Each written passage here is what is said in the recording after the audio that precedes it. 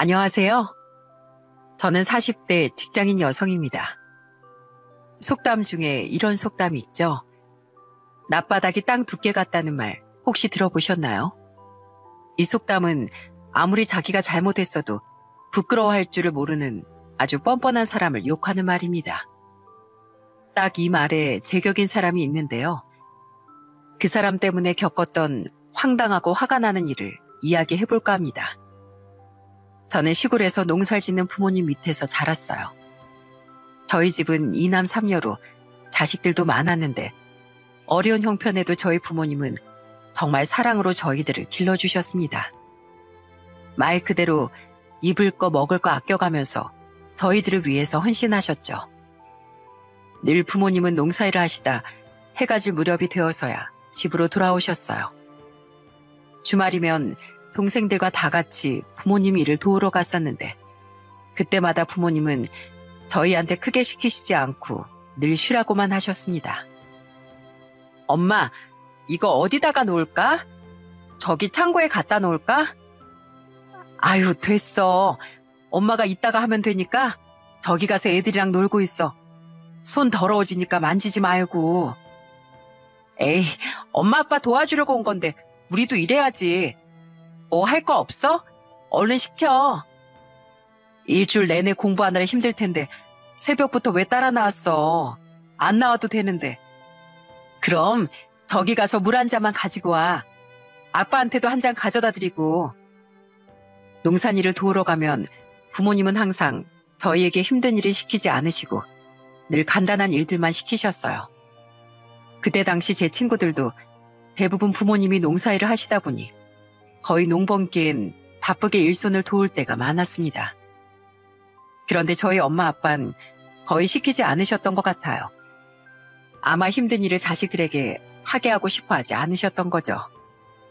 그걸 전 잘 알고 있었기 때문에 어떻게든 부모님의 짐을 덜어드리고 싶었습니다. 그러다 고등학교 다닐 때 한 번은 다니던 학원을 그만두겠다고 한 적도 있었어요. 엄마, 나 그냥 학원 그만 다닐래. 학교에서 자습하는 걸로도 충분하고 굳이 학원 안 다녀도 될 것 같아. 이번 달에 그리고 학원비도 오른다잖아. 그 돈 내면서 다니고 싶지 않아. 인주야, 엄마 아빠 걱정해서 그런 소리 안 해도 돼. 너 학원 가는 건 엄마랑 아빠가 어떻게든 해준다고 했잖아. 그러니까 걱정하지 말고 학원 다녀. 너 학원에서도 열심히 한다고 선생님이 그러던데? 엄마랑 아빠가 얼마나 고생하면서 학원 보내주는 건데 당연히 열심히 다녀야지. 근데 이번에 학원비가 너무 오른 것 같아서 그냥 나 학교에서 공부해도 충분하니까 엄마 이번 달만 다니고 그만 다닐게. 아이고, 됐어. 괜찮아. 그런 거 걱정하라고 우리가 열심히 돈 버는 줄 아니? 인주야, 아무것도 걱정하지 말고 넌 공부만 해, 공부. 엄마랑 아빠는 그러려고 돈 버는 거야. 알았지? 선생님이 좀만 더 하면 서울에 있는 대학도 갈 수 있다고 했잖아. 공부할 때 딱 해야지. 그러니까 아무 걱정하지 말고 공부해. 부모님께선 힘든 상황에서도 제 공부를 위해 지원을 아끼지 않으셨습니다. 저뿐만 아니라 동생들이 하고 싶다는 것도 어떻게든 지지를 해주셨어요. 그런 부모님의 마음을 알기 때문에 저는 더 열심히 공부를 할 수밖에 없었죠. 제가 보답하는 일이라곤 공부를 해서 좋은 성적을 보이는 거라고 생각했습니다. 그렇게 열심히 공부를 해서 서울에 있는 대학에 합격했을 때 누구보다 기뻐하고 좋아하셨던 게 바로 엄마 아빠셨어요. 동네방네 아주 난리가 날 정도로 자랑하고 다니셨습니다. 아이고, 우리 인주 장하다 장해. 인주야, 아빠가 네 덕분에 힘이 난다, 힘이 나. 이렇게 열심히 해가지고 좋은 결과 받아서 아빠가 얼마나 기쁜지 몰라. 동네방네 자랑을 실컷 했어. 아빠 보이지? 어깨 잔뜩 올라간 거. 그래, 네 아빠 어제 친구들한테 얼마나 자랑했는지 아니? 인주 덕분에 아빠가 요즘 체면이 산다고 아주 신나셨어. 고마워, 인주야. 엄마도 너무 행복해. 인주가 이렇게 잘 돼서 얼마나 좋은지 몰라. 다 엄마 아빠 덕분이지 뭐. 그동안 나 공부시킨다고 얼마나 고생 많이 했어. 고마워, 엄마, 아빠. 고생은 무슨, 자식 잘 되라고 하는 일인데 당연히 해야지. 그리고 이 정도는 아무것도 아니야. 우리 애들 잘 크기만 하면 힘든 게 뭐가 대수겠니? 사실 그동안 엄마 아빠는 농사일도 하셨지만 거기에 틈날 때마다 다른 농장에 가서 일까지 할 정도로 아주 바쁘게 지내셨습니다. 그러다 보니 쉬는 날 없이 매일매일 일을 할 때가 많았어요. 그게 다 우리들을 키우려고 그러신 거구나 생각하니 부모님을 생각할 때마다 저는 눈물이 앞을 가린답니다. 그렇게 제가 서울로 상경을 하게 되었어요. 동생들도 엇나가는 거 없이 다들 착하고 바르게 잘 자라줬어요. 대학을 졸업하고 좋은 기업에 취업을 했을 때도 부모님은 너무나 좋아하셨습니다. 전 엄마 아빠가 고생하시는 걸 알기 때문에 월급의 절반은 모두 보내드렸어요. 전 그걸로 생활비와 동생들 학비로 쓰는 줄 알았는데 그게 아니라는 걸 한 사건을 통해서 알게 되었습니다. 그날은 저녁 늦은 시간에 전화 한 통이 울려왔죠. 그 전화는 둘째 여동생이었습니다. 언니, 여기에 지금 올 수 있어? 아빠 많이 다쳤대. 지금 응급수술 들어갔어. 빨리 와. 갑작스런 사고 소식에 전 정신없이 병원으로 향했습니다. 그 시간에 어디서 사고가 났는지 영문을 알 수 없었는데 나중에 진실을 알고서 너무나 마음이 아프고 미어졌어요. 아빠는 투잡으로 배달 아르바이트를 하시다가 사고가 나신 거였습니다. 아니, 내가 보내준 돈은 어떻게 하고 왜 투잡을 뛰어? 그거 엄마 아빠 생활비 하라고 보내준 거잖아. 왜, 뭐 필요한 곳이라도 있었어? 뭔데 왜 투잡까지 뛰었냐고. 그게 아니라, 아휴, 네가 타지에서 그렇게 고생하면서 버는 돈인데 엄마랑 아빠가 어떻게 쓰니? 아빠가 그거 그냥 한 푼도 쓰지 말고 모아두자고 해서 아무것도 안 썼어. 나중에 너 시집갈 때라도 보탤까 싶어가지고 우리 형편에 뭐 하나 해주지도 못할 텐데. 뭐? 내가 언제 시집을 갈 줄 알고 엄마 그냥 그거 쓰라고 했잖아. 됐다. 엄마랑 아빠 네 돈 안 쓸 거야. 그러니까 아예 주지 마라. 그리고 동생들한테도 학원비 보내주지 마. 엄마랑 아빠가 그거 다 낼 수 있다는데 왜 그걸 네가 책임져? 앞으로 너 살 길만 챙겨. 엄마랑 아빠 동생들 생각하지 말고. 거기서 너 혼자 얼마나 외롭고 힘든데 돈까지 보내주면 뭐 먹고 사니? 다행히 아빠는 골절로 인해 수술을 받으셨지만 잘 회복을 하셔서 다시 건강하게 집으로 돌아오실 수 있었습니다. 그날 전 부모님의 희생과 자식에 대한 사랑이 어느 만큼 깊고 넓은지 알 수 있었어요. 사실 주변만 하더라도 부모라고 해도 자식에게 제대로 해주지 못하는 사람들도 많고 자식의 덕을 보려는 사람들도 많은데 저희 부모님은 평생 그런 모습 한번 보인 적이 없었습니다. 그래서 전 부모라면 마땅히 자식을 사랑으로 아껴야 한다고 생각했어요. 그런데 그렇지 않은 부모들도 역시나 많더라고요. 나중에 그런 부모를 겪고 나서 모두가 제가 생각하는 부모는 아니구나 알게 되었죠. 전 그런 부모님의 깊은 사랑을 받아 자라다 보니 결혼에 대해 정말 신중하게 생각했었어요. 부모님처럼 서로를 위해주고 자식을 아끼는 그런 결혼 생활을 하고 싶었습니다. 저와 비슷한 생각을 갖고 있는 사람과 만나고 싶었는데 딱 그에 걸맞는 사람을 만나게 되었어요. 지금의 남편은 정말 착하고 성실한 사람이었어요. 지인의 소개로 만나게 되었는데 그때 제 나이가 20대 후반이었고 남편은 30대 초반이었죠. 남편은 그때 당시 할머니와 함께 살고 있었는데 처음엔 저 남편이 조송 가정인 줄 알았어요. 그런데 멀쩡히 시부모님이 계시더라고요. 약간은 의아했지만 어릴 때부터 맞벌이하면서 할머니 집에 맡겨져 살다 보니 커서도 그냥 자연스럽게 할머니와 살게 되었다는 말에 그렇구나 하고 넘어갔었어요. 남편은 그때 당시 정말 마음이 깊고 따뜻했습니다. 늘 배려심이 강했고 어르신에게 잘하는 모습들이 전 너무나 좋았어요. 그래서 전 남편과 결혼을 결심하게 되었죠. 결혼을 하기 전에 종종 남편의 할머니를 만나뵌 적이 있었는데 그때마다 얼마나 정성으로 남편을 키웠는지 바로 알 수 있었습니다. 한 번은 할머니께서 저에게 쪽지 하나를 보여주셨어요. 삐뚤빼뚤 적힌 글씨를 읽어보니 남편이 어릴 적 할머니께 드린 편지인 것 같더라고요. 인주야, 이거 봐라. 동민이가 예전에 나한테 줬던 편지야. 이게 언제더라.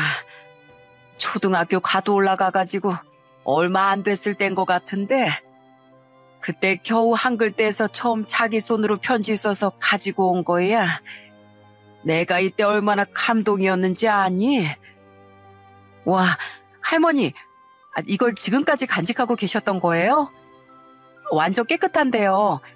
20년을 넘게 보관해 오신 거네요. 그래, 내가 고이고이 간직하고 있었지. 나중에 손주 며느리 들어오면 이렇게 보여주려고. 동민이가 이렇게 마음이 깊단다. 너한테도 잘할 거야. 난 다른 거 바라는 거 없다. 그저 우리 동민이랑 행복하게 오순도순 알콩달콩 잘 살기만 하면 돼. 나한테 잘할 필요도 없고 너희 둘이서만 잘 살면 되는 거야. 시할머니는 제가 손주 며느리라고 해서 뭔가를 바라시거나 요구하신 적이 단 한 번도 없으셨어요. 늘 한 가지 당부하는 건 저와 남편 둘이서 행복하기만을 바라셨죠. 그렇게 남편과 행복하게 결혼을 준비하면서 사실 저희 신혼집 때문에 고민을 했을 때가 있었어요. 평생을 할머니와 살아왔던 남편이 나와서 사는 게 아무래도 걱정이 될 것 같았습니다. 역시나 하루는 남편이 저에게 부탁이 있다며 얘기를 꺼내더라고요. 인주야, 내가 다른 게 아니고 부탁 하나만 있는데 꼭 들어달라는 건 아니지만 생각해줬으면 좋겠어. 할머니 손에서 내가 자란 건 알고 있지? 그래서 말인데 우리 할머니 연세도 많으시고 그래서 우리가 좀 모시고 살면 어떨까? 사실 난 그러고 싶은데 인주 네 생각도 존중할게. 그래, 뭐 괜찮아. 나도 할머니랑 같이 사는 거 대찬성이야. 근데 할머니도 그렇게 하라고 하셨어? 아니, 할머니는 절대 안 된다고. 결혼했는데 어떻게 자기랑 같이 사냐면서 안 된다고 하시는데 너만 괜찮으면 내가 어떻게든 설득해보려고. 정말 괜찮아? 그럼 괜찮아. 지금까지 만나본 할머니는 나한테 너무너무 잘해주시고 좋으신 분이셨는데 당연히 괜찮지. 고마워. 고마워, 인주야. 사실 전 남편이 얼마나 고민을 하고 저에게 얘기를 했는지 알고 있었습니다. 어떤 사람이든지 가족 중 누군가와 함께 살아야 한다고 하면 고민이 될 수밖에 없는 얘기잖아요. 더군다나 시할머니라고 하면 아무리 좋은 분이라고 해도 불편해할 수도 있으니 쉽게 얘기를 꺼내지 못했던 것 같았습니다. 그래도 전 반대할 이유가 없다 생각을 했어요. 시할머니가 정말 좋으신 분이고 저희 부모님처럼 사랑으로 남편을 키웠다는 게 바로 느껴졌기 때문이었죠. 그렇게 전 합가를 찬성했고 시할머니를 오랫동안 설득한 끝에 저희 신혼집은 시할머니 댁이 되었어요. 저희가 결혼할 때도 시부모님은 크게 관심이 없으셨습니다. 그냥 본인들이 너무 바쁘니 모든 걸 알아서 잘 하라고만 하셨죠. 전 그래서 정말 쿨하신 시부모님이라고 생각했어요. 이 생각이 바뀌게 된 일이 몇 년 후에 딱 벌어지고 말았습니다. 결혼까지는 정말 수월하고 행복했어요. 양가의 축복 끝에 무사히 행복하게 결혼식을 치렀고 시할머니와 합가라는 동안에 단 한 번도 불편하지 않을 정도로 너무나 행복하게 지냈습니다. 한 번은 방을 정리하다가 남편의 어릴 적 사진첩을 발견하게 되었어요. 그때 시할머니와 둘이서 찍은 사진이 있어서 봤는데 시할머니가 정말 너무 멋지게 꾸며서 찍으셨더라고요. 깜짝 놀라 물어보니 그 사진에도 감동스러운 사연이 있었습니다. 와, 할머니 완전 패션 리더신데요. 어떻게 이렇게 옷을 입으셨어요? 여기 어디예요? 소풍 간 것 같은데. 아, 이거 동민이 소풍 날에 찍은 거야. 이때 다른 학부모님들은 다 젊은데 우리 동민이만 할머니가 와서 창피할까봐 내가 전날부터 염색하고 옷도 젊은 사람 옷 빌려다가 마련하고 아주 난리가 아니었어. 우리 할머니 진짜 멋지지? 이날 친구들이 엄마냐고 다 물어볼 정도였다니까. 할머니가 나 기죽지 말라고 이렇게 꾸며온 거야. 학교 행사 있을 땐 진짜 우리 할머니가 제일 멋쟁이였어. 남편의 어릴 적 사진 속 할머니는 정말 멋쟁이셨습니다. 바쁜 시부모님을 대신해 학교 행사를 직접 참여해야 하셨는데 그때마다 손주가 기죽을까 싶어 더 신경 써서 차려입고 가신 거였죠. 그 사연을 듣고 나니 그 사진 속에서도 손주들에 대한 사랑이 느껴졌어요. 남편에겐 여동생이 한 명 있었는데 그 여동생도 할머니 손에서 자랐습니다. 종종 타지에서 일을 하고 있는 여동생이 올 때면 할머니는 상다리가 부러지게 상을 차려놓으시곤 했어요. 늘 전날부터 신선한 재료로 손수 장을 보시고 새벽부터 정성으로 음식을 해서 손주들을 먹이시곤 했죠.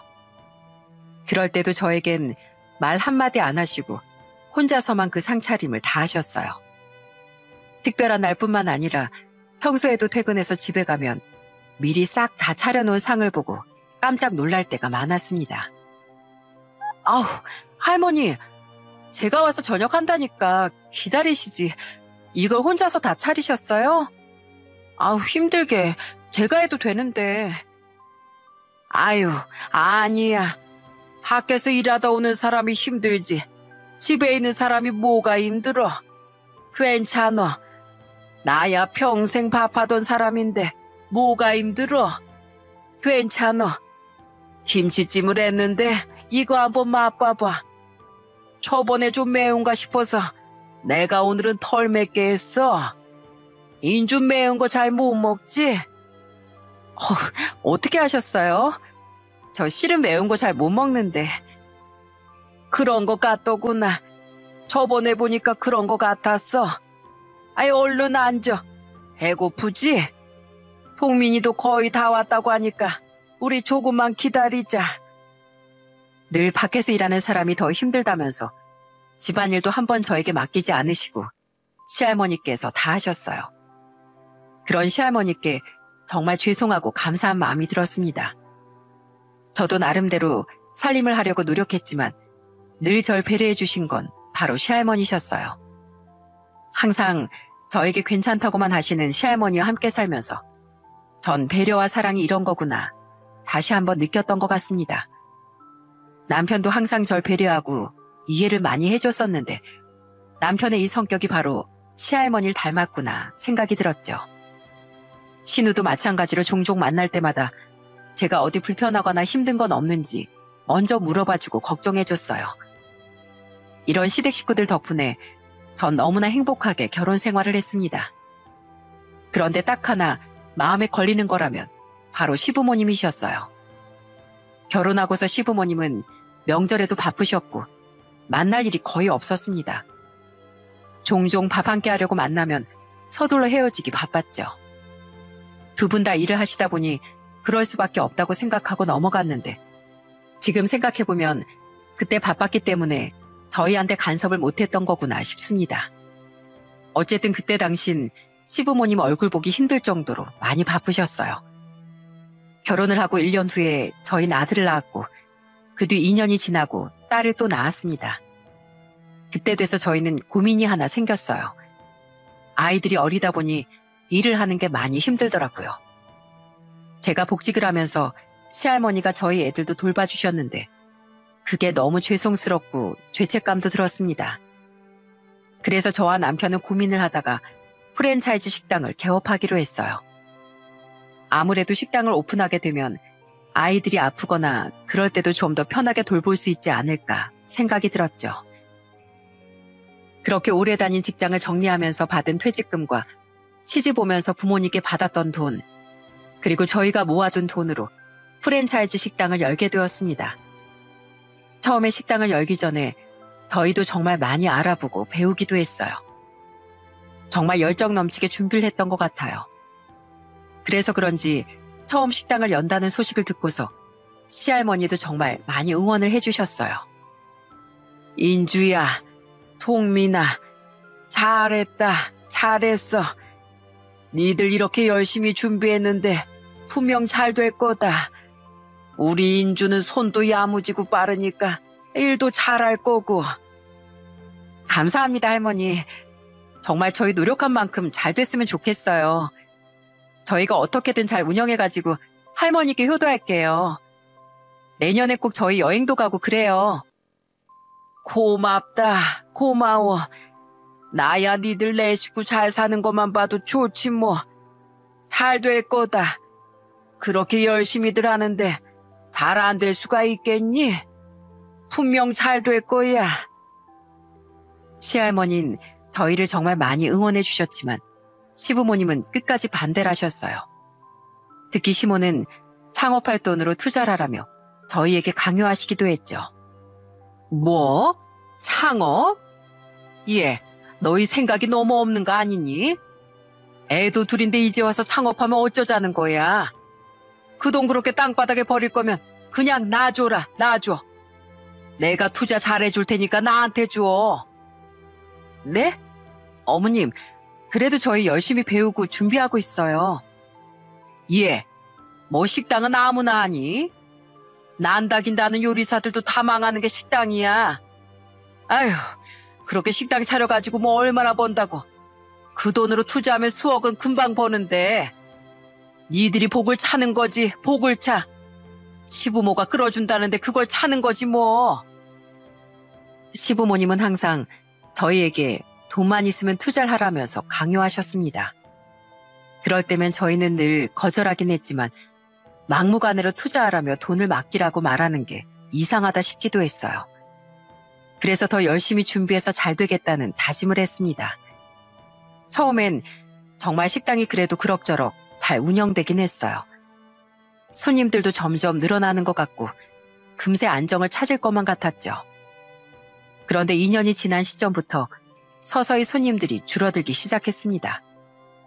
경기도 좋지 않았던 시기라 저희는 정말 고민이 많았어요. 처음엔 가게 수입이 눈에 띄게 줄어들기 시작하더니만 어느 순간부턴 수입보다 지출이 더 많이 나가는 달이 늘어나게 되었죠. 그렇게 어려운 시기를 버티고 버티다 도저히 안 되겠다는 생각이 들었을 때가 가게 오픈 후 2년이 지났을 무렵이었어요. 그동안 모았던 전 재산을 거의 투자한 거나 마찬가지였는데 잘 되질 않으니 너무나 괴롭고 힘들었습니다. 거기다가 애들도 점점 자라고 있는데 앞으로 나갈 돈들도 많을 텐데 계속해서 걱정이 쌓이고 쌓였죠. 결국 식당 문을 닫기로 결심했을 때 남편과 전 얼마나 울었는지 몰라요. 그때 저희를 위로해 주신 것도 바로 시할머니셨습니다. 할머니, 저희 가게 그만하려고요. 이렇게 그냥 잡고 있는 것도 아닌 것 같고 파리만 날리는데 계속하는 건 너무 저희 욕심인 것 같아요. 그래, 괜찮어. 이런 일도 있고 저런 일도 있는 게지. 저희가 너무 부족해서 그랬을까요? 열심히 했는데 저희가 부족해서 이렇게 된 것 같아요. 아이고, 아니다, 아니야. 요즘 경기도 안 좋은데 그래도 3년을 내리 잘 운영했는데 이 정도면 훌륭하지. 안 그래? 니들 나이엔 이것도 해보고 저것도 해보면서 도전해보는 거지. 아무것도 안 해본 것도 아니고 니들이 이것저것 얼마나 열심히 준비했는데 잘했다. 그동안 고생했어. 아직 한창인 나이에 너무 기죽지 말거라. 다시 시작하면 되는 거야. 힘들어도 다시 이겨내면 돼.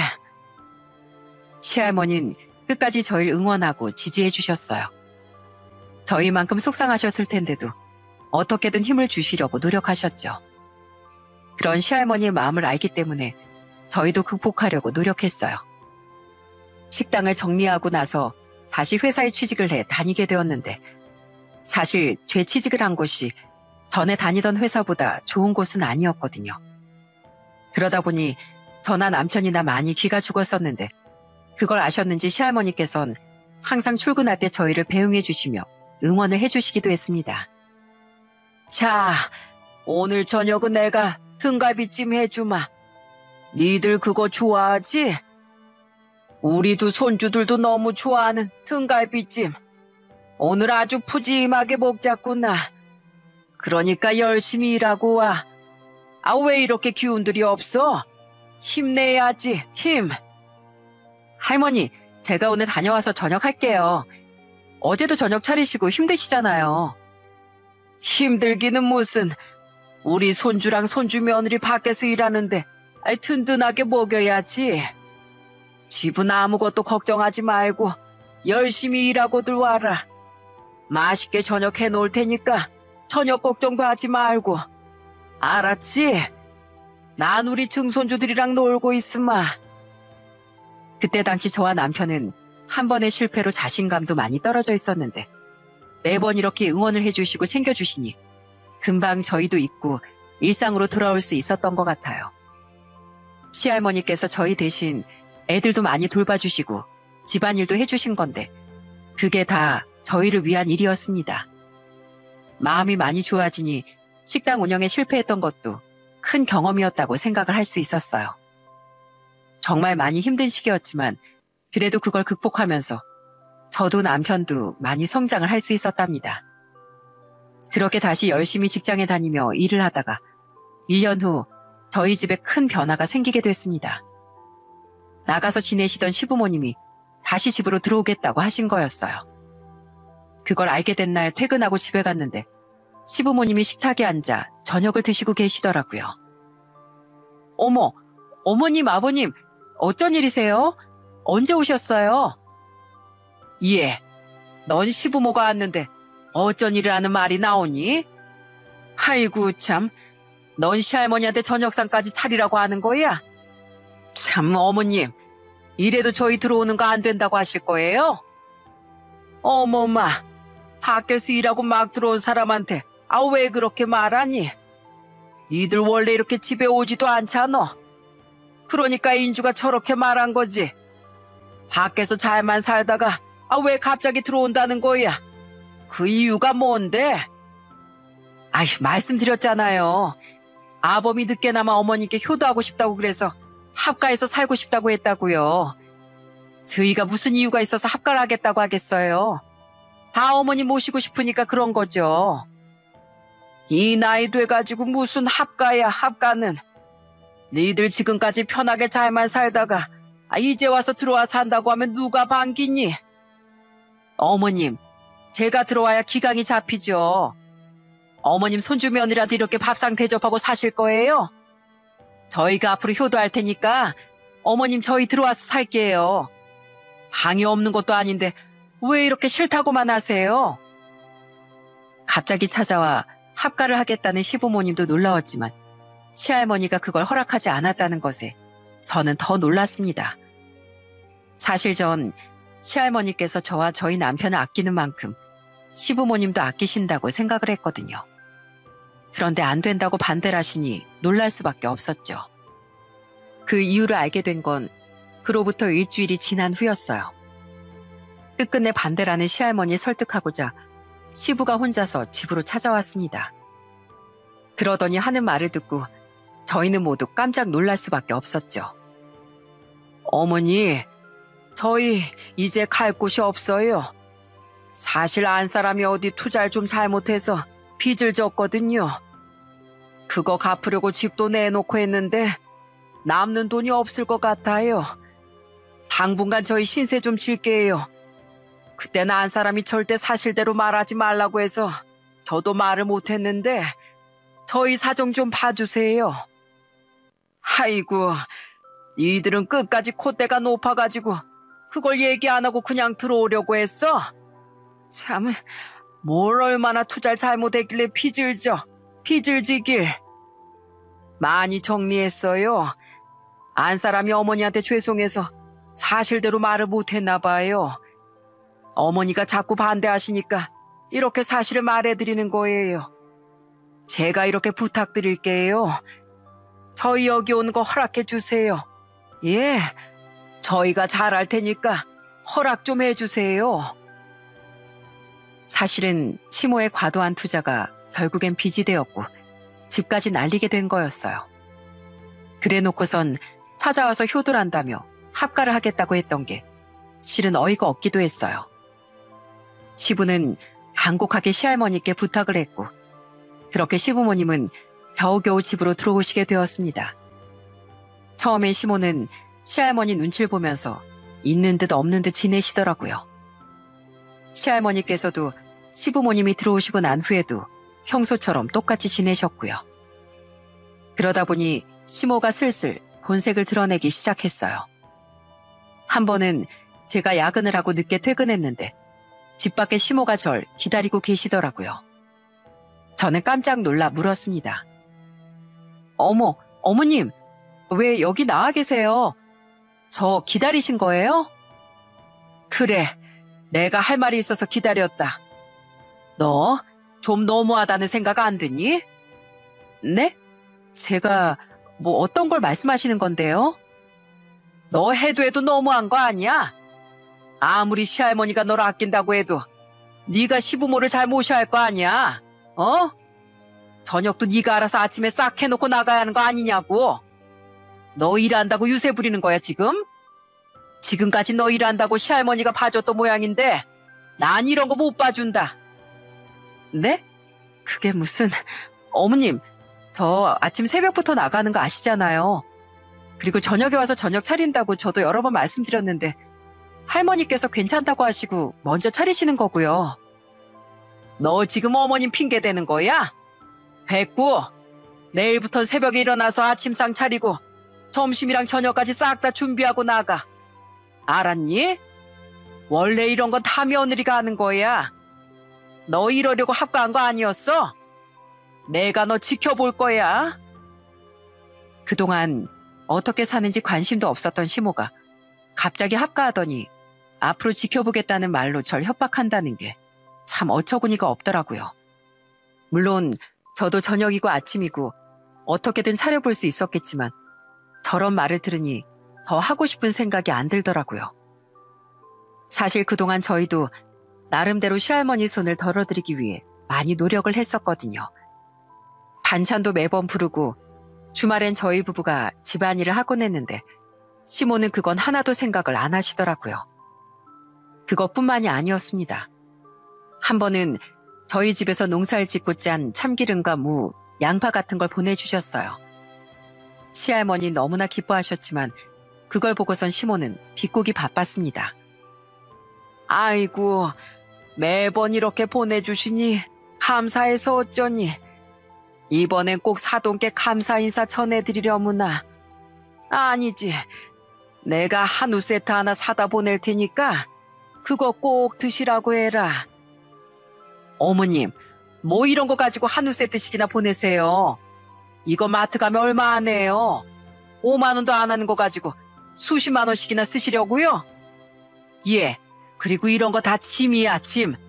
그냥 마트에서 깔끔하게 만들고 사면 되는데 아유, 지저분하게 먼지에 흙에 이걸 어떻게 먹니? 예, 어머마, 어떻게 그런 소리를 하니? 어떻게 마트에서 파는 거랑 정성으로 길러서 보낸 거랑 비교를 해?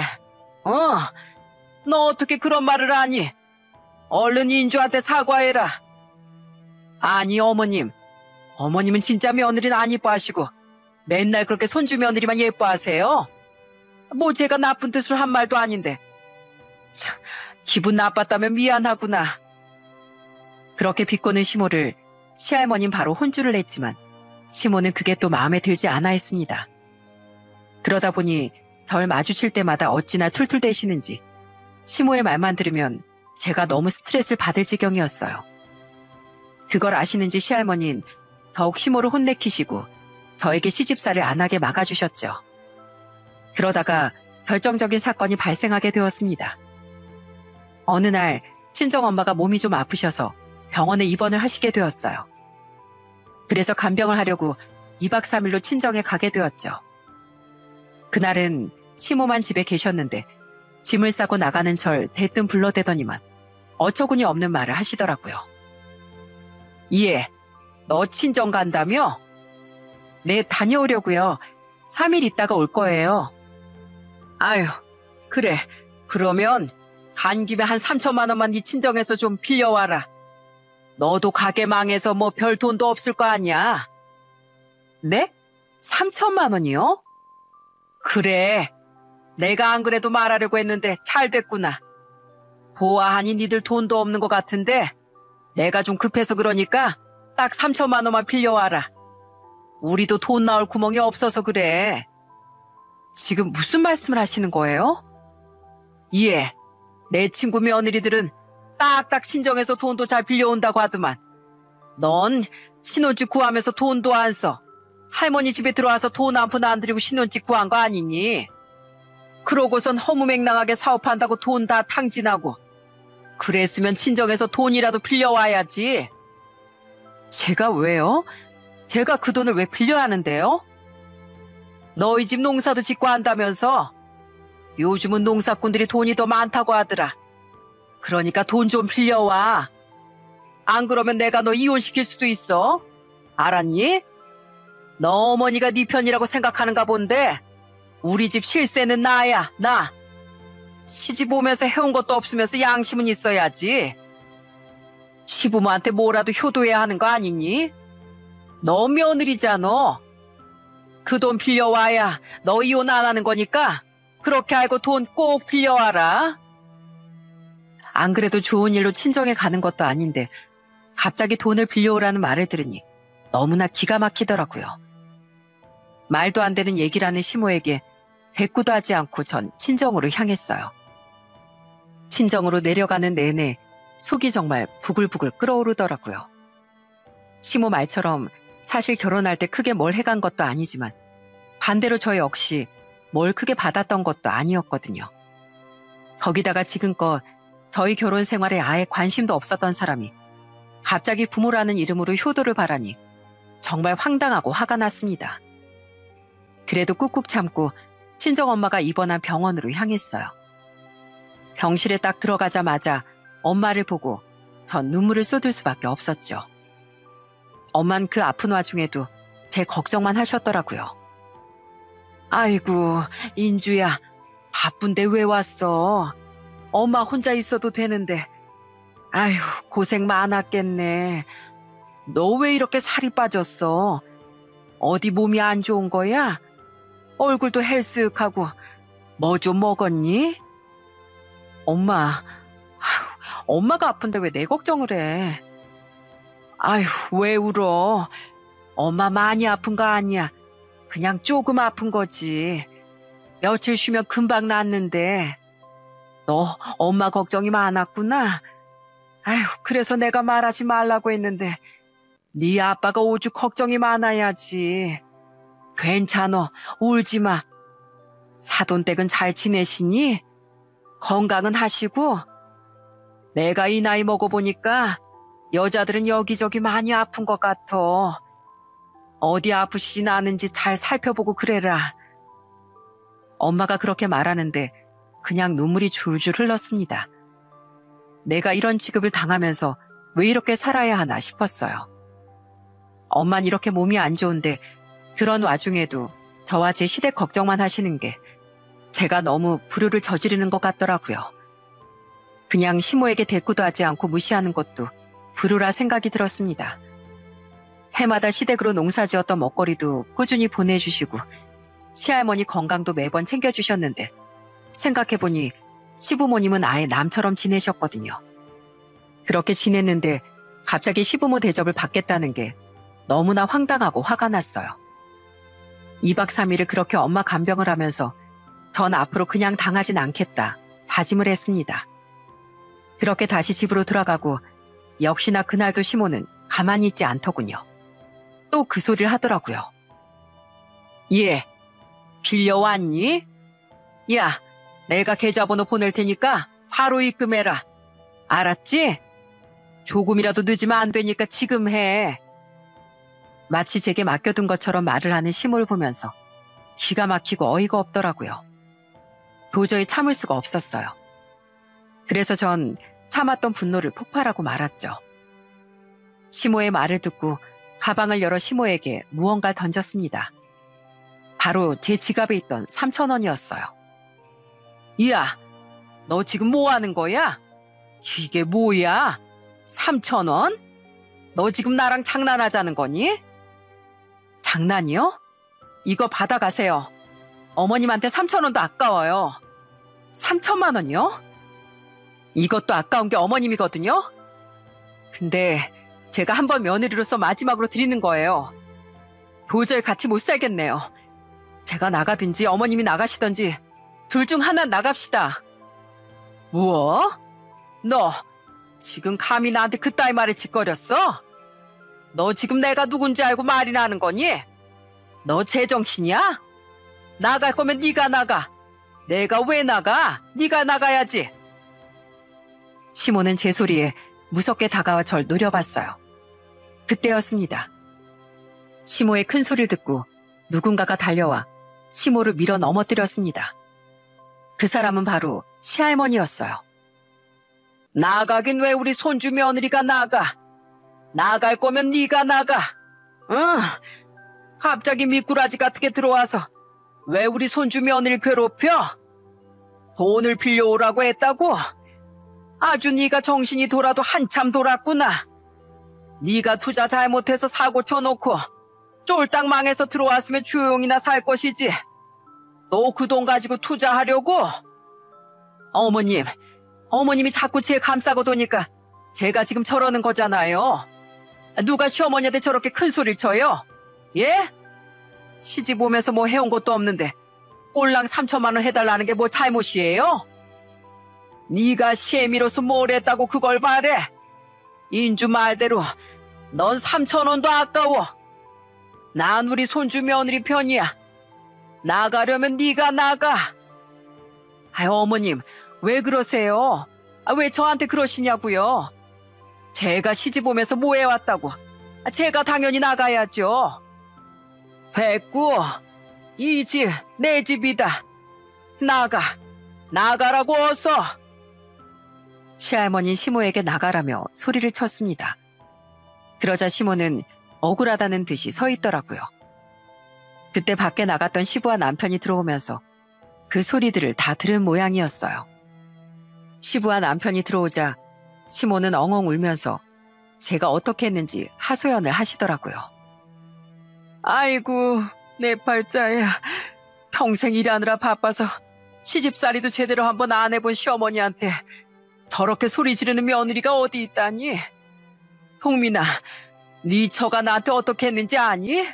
아이고, 엄마, 저 다 들었어요. 진짜 엄마가 뭔데 나 이혼시키냐 마냐 하고 있어요. 언제 한 번을 나한테 엄마가 따뜻하게 안아준 적 있어요? 아니면 엄마가 밥상 한 끼 따뜻하게 차려준 적 있어요?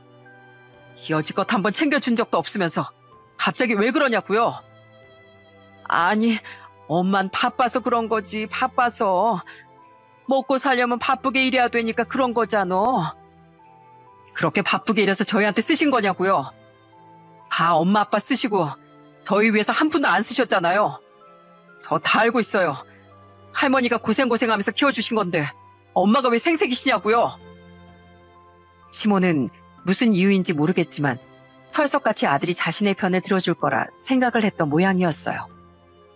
아들이 갑자기 자신을 비난해서 그런 건지 아니면 자신의 편이 아무도 없다 생각을 해서 그런 건지 갑자기 앉아선 오바하며 오열하기 시작했어요. 아이고, 내가 죽어야지. 나가 죽어야지. 며느리한테 한마디 했다고 어떻게 나한테 이러니? 돈 조금 달라고 한 게 그 무슨 죄라고. 아이고. 바닥에 나뒹굴며 엉엉 우는 시모를 보면서 정말 저도 황당하고 어처구니가 없었습니다. 저뿐만 아니라 남편과 시할머니도 그저 우는 시모를 바라볼 뿐 달래주진 않았어요. 그때였습니다. 가만히 상황만 지켜보던 시부가 시할머니에게 얘기를 했습니다. 시부의 말로 모든 상황은 종결이 되었죠. 어머니, 죄송합니다. 저희가 나가겠습니다. 작은 집이라도 얻어서 나갈게요. 여보, 우리가 갈 데가 어디 있다고 나가. 그리고 나가려면 쟤네들이 나가야지. 당신 정말 사람이라면 염치가 있어야지. 한 번도 제대로 어머니 찾아뵙지도 않던 사람이 이게 뭐하는 짓이야? 시모로서 며느리한테 뭐 하나 해준 것도 없으면서 지금 이게 뭐하는 거냐고. 당신 헛소리 하지 말고 나갈 준비나 해. 우리가 왜 나가? 절대 못 나가. 절대. 시부의 말에 시모는 갑자기 벌떡 일어나더니 절대 못 나간다면서 소리를 고래고래 질렀습니다.